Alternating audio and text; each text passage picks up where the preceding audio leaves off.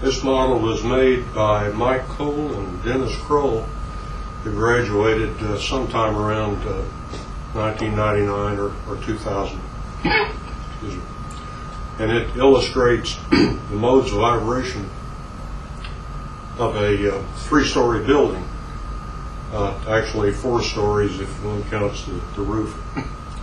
We have 3 masses, and they're bolted very tightly to these straps, which are in reality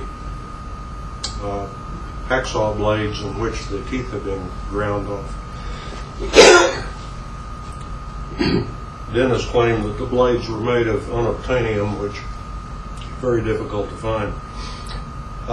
This has, with the earthquakes and tsunamis in the news now, this has a special significance because it demonstrates the different motions that the floors of a building would go through if it is being shaken as a earthquake does, sideways, laterally, and vertically.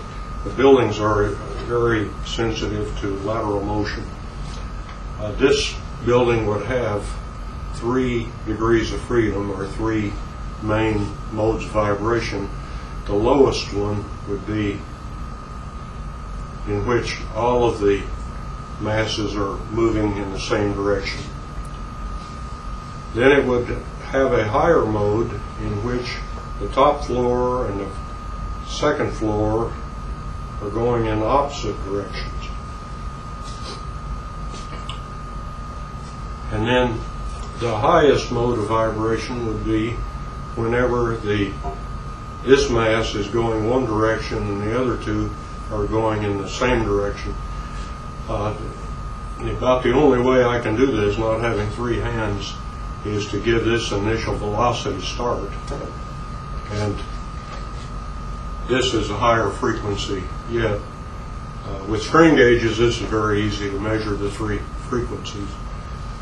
Then what is also more interesting is when we excite all 3 of these at the same time, we have a possibility for destructive interference and beating effects, if you will, and we can come up with some very interesting different motions.